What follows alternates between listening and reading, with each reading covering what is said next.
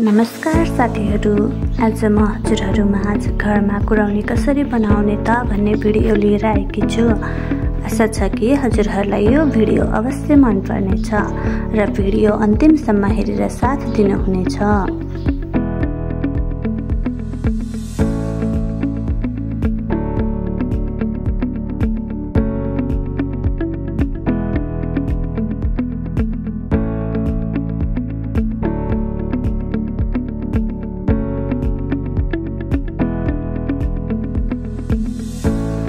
आउनुहोस् सुरु गरौँ आजको रेसिपी। सर्वप्रथम हामीले एउटा भाँडामा आवश्यकता अनुसार दुध खन्याउने छौं। हजुरले गाई अथवा भैँसी दुवैको दुधबाट कुराउनी बनाउन सक्नुहुन्छ। यहाँ हामीले तामाको ताउलोमा कुराउनी बनाउन लागेका छौं, किनकि तामाको भाँडामा बनाएको कुराउनीको स्वाद र रङ अरू भाँडामा बनाएको भन्दा मिठो र राम्रो हुन्छ। दुधलाई हामी पहिले सानो आगोमा उमाल्छौं, किनकि आगो ठूलो बनाउँदा दुध उम्लिएर पोखिन सक्छ भने आगो ठूलो हुँदा भाँडाको बिँधमा दुध टर्न सक्छ। याद गरौँ कि हामीले कुराउनी बनाउने दुधमा कति पनि पानी मिसाउनु हुँदैन, किनकि पानी मिसाउँदा दुध घोटेर सुकाउन धेरै समय लाग्छ। जति धेरै पानी मिसायो त्यति नै बढी समय लाग्छ। दुध उम्लिसकेपछि हामीले यसलाई यसरी नै सानो आगोमा निरन्तर चलाउँदै पकाउने छौं। निरन्तर नचलाउँदा एकैछिनमा डढ्न पनि सक्छ।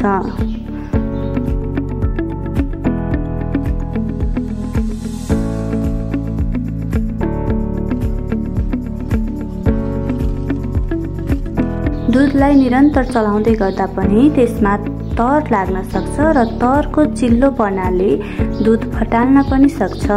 त्यसैले दुधमा तर नलाग्नको लागि अथवा लाग्न नदिनको लागि हामीले यो भाँडामा एउटा ओखरको दाना जुन नफुटाइकन सिङ्गो नै राख्नेछौँ, जसले गर्दा दुध फाट्ने सम्भावना रहँदैन। यसमा कुराउनी बनाउँदा हल्का रातो रङको देखिन्छ, जुन देख्नको लागि पनि एकदमै राम्रो हुन्छ। यसरी आगोमा पकाउँदै गर्दा दुध पनि बिस्तारै घट्दै जान्छ र बाक्लो हुँदै जान्छ।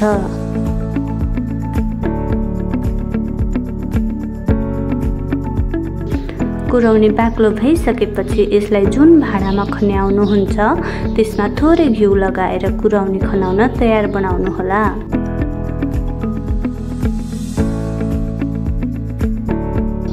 हामीले दुध घोट्दै गर्दा पनि दुध बाक्लो हुन समय लाग्छ भने यसमा हामीले थोरै बिस्कुट पनि मसिनो बनाएर त्यसमा मिसाएर बाक्लो बनाउन सक्छौं र छोटो समयमा नै खाएर सकिने कुराउनीमा आफ्नो स्वाद अनुसार नरिवल, काजु जस्ता ड्राई फ्रुटहरूलाई मसिनो बनाएर पिसेर अथवा कोरेर पनि मिसाउन सक्छौं।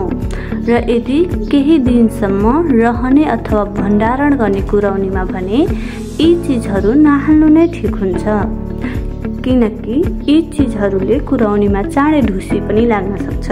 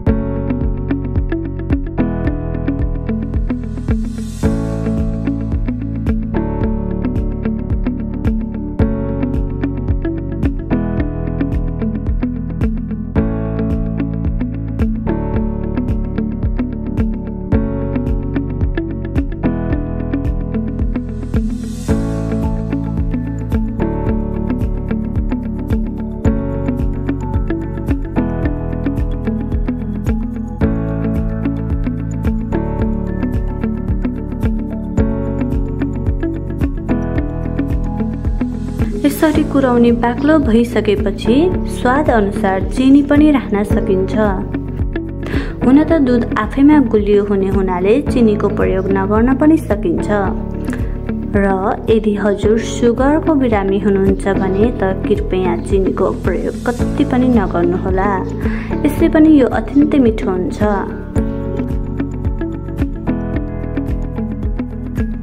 र जहिले पनि कुराउनी बन्न लाग्ने बेलामा मात्रै चिनी राख्नुहोला।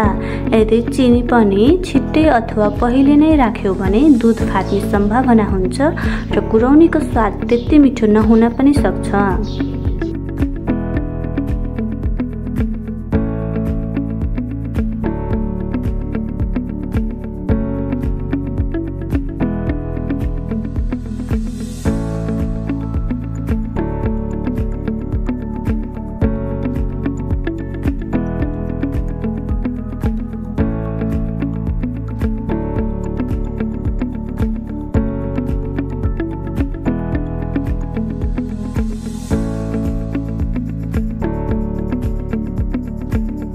अत यो पकाउँदा पकाउँदै हाम्रो कुराउनी पनि तयार भयो।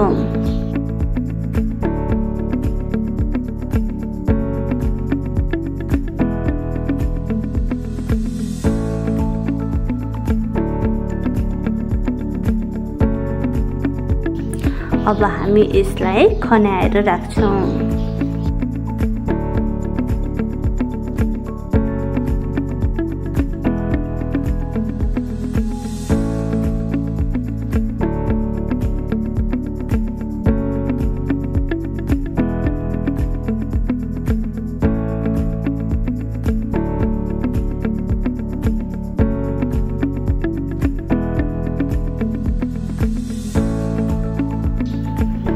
हजुरहरूलाई यो भिडियो कस्तो लाग्यो?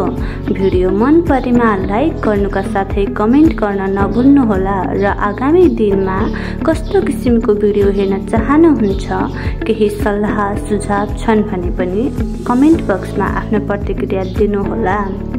र यदि हजुर हाम्रो च्यानलमा नयाँ हुनुहुन्छ भने च्यानललाई सब्स्क्राइब गरी बेल आइकन अवश्य दबाउनुहोला। अर्को पटक नयाँ भिडियोका साथ भेट हुने बाचा गर्दै आजलाई भने म बिदा चाहन्छु। हवस् त, नमस्कार।